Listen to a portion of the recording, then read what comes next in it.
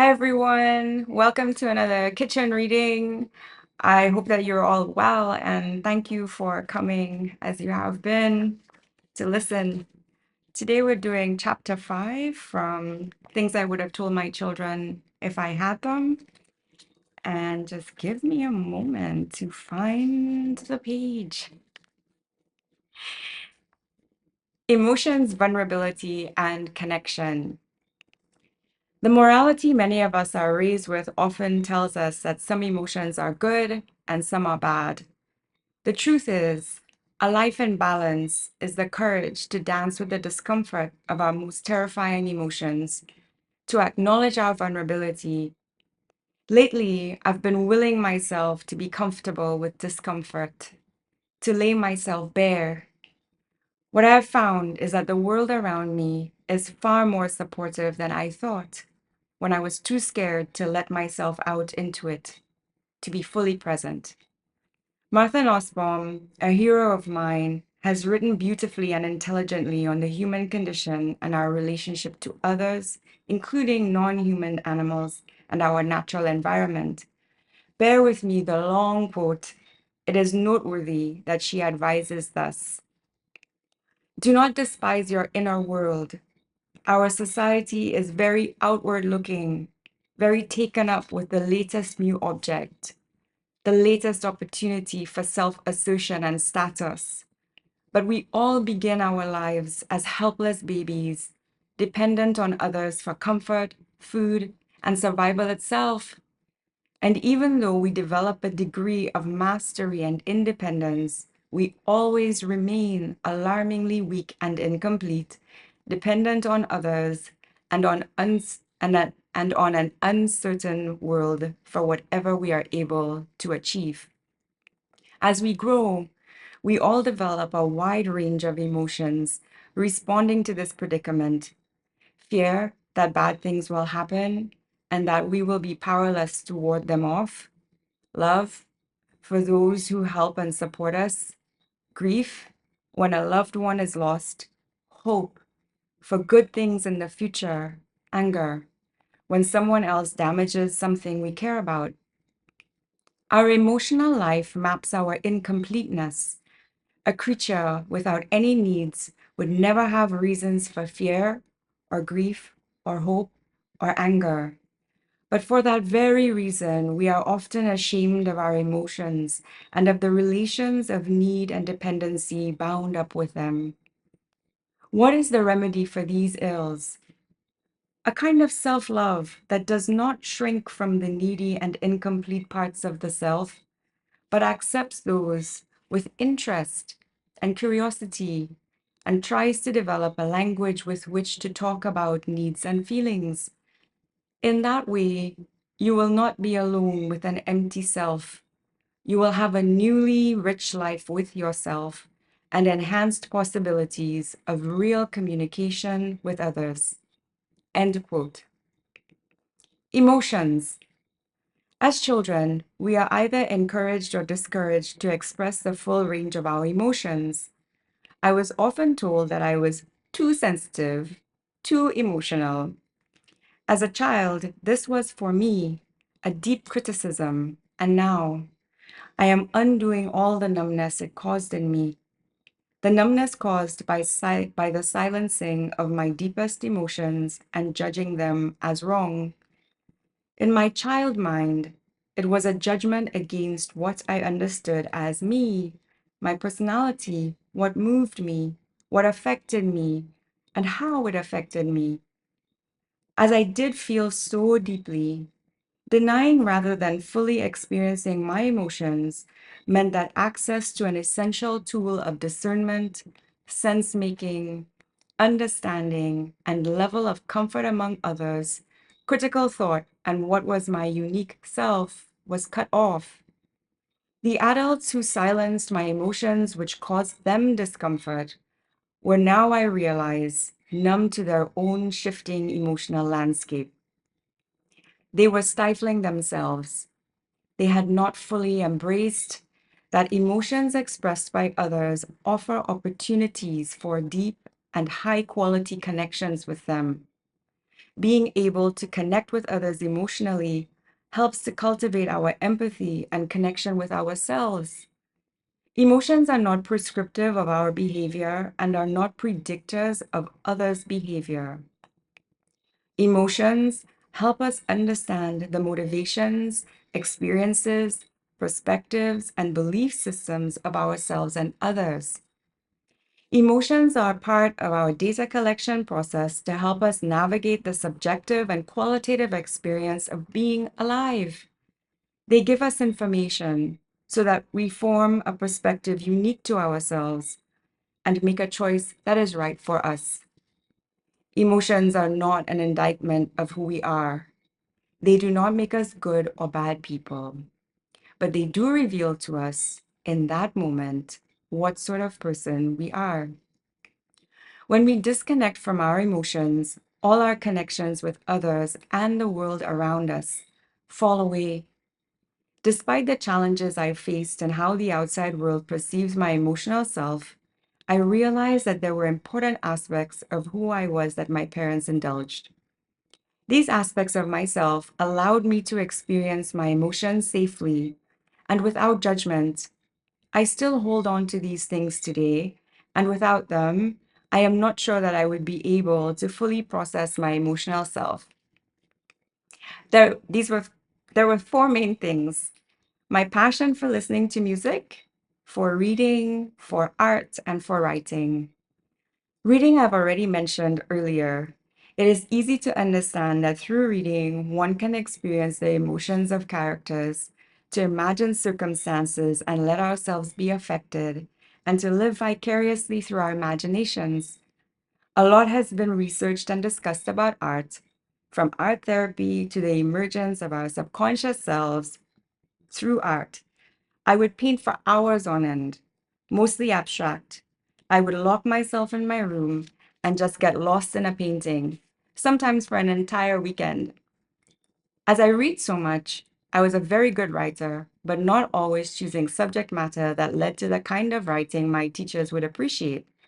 My Enid Blyton library of my primary school years turned into more of a Stephen King, Carlos Castaneda, and my dad's secondary school physics textbooks library in my teenage years. This resulted in the writing of scary and weird stories, which led to my mother being called into school to discuss the content of my essays. My parents supported me. They never silenced my scary, weird stories. They understood that I needed them to make sense of all I was experiencing. They knew that I saw the world intensely, and they tried to help me through as much as their understanding would allow. Music was something different and much more visceral for me. Apart from listening to my mother sing and play her guitar, my father would take me for long drives, and we would listen loud. I particularly took to rock and folk music. Music filled up my veins. To this very second, as I sit here writing, this has not changed. I would sit beside my father, listening with my skin, the chemicals in me circulating throughout every cell of my body, my brain on fire, tingling, the words, the sound, the strength of the political commentary from The Who, yes, Pink Floyd. Through my mother, it was the feeling in my belly from Tracy Chapman, Bob Marley, Bob Dylan, Joni Mitchell. My maternal grandmother and I lived together in a jazz blues rhythm that included Tony Bennett, and my maternal grandfather brought me the delicate and expansive mystery of classical sounds. He made me a tape which I played to death, Swan Lake, coming to life in me through him. My paternal aunt loved Carly Simon and the words, life is eternal, and love is immortal, and death is only an horizon, come to me out of the blue 30 plus years later. We must have listened to that song hundreds of times. Well, it felt that way. When I remember the words, I remember the safety and the peace sitting beside her as she drove me to school. I know now that her love was a physical expression of those words, and I understood them because I listened whilst I experienced deep within myself her unreasoned love for me. My father and I especially experience music as a language between us. It gives us a common understanding of life, a platform to build our connection upon. Most importantly, it is all about feeling emotions, how we are moved by a sound, a voice, a screaming vibration in our skins, bellies, and brains. Through music, I could feel anything I wanted to feel, and it wasn't up for debate. I lived the fire in my belly, I lived the fire in my mind, and I lived the fire in my skin through music. Through music, I learned that it was possible to feel the entire planet and the multiverse even in my skin. I learned that I am this and that and all that is. For me, these are my core tools of emotional self connection, and I do indulge them. They give me a safe space to access and experience all that is happening inside me. Through them, I can explore what I am afraid of, what I'm excited by, what I'm passionate about, and I daydream and imagine myself as a star exploding to life in the cosmos. I travel to unknown worlds through music, reading, art, and writing. What are your tools of emotional self connection? Do you know them? Do you indulge them? Whilst emotions do not necessarily reflect the truth about a person or situation, what they do is tell us how we are affected by a person, situation, song, poem, or painting. Reveal to us our fears, passions, and what internally motivates or demotivates us. Give us access to inspiration and creativity. Reveal our preconceptions, assumptions, and our core beliefs, and help us understand our thought processes. Help us decide how to best navigate toward healthy and meaningful life choices. I have prioritized cultivating my emotional awareness and intelligence. For me, cultivating emotional intelligence is the practice of purposefully enhancing my ability to assess and utilize my emotions, to amplify the best of my conscious experience for my and the good of all I affect.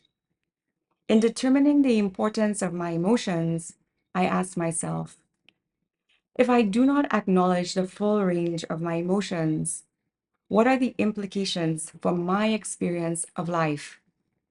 How do emotions help me get myself out into the world?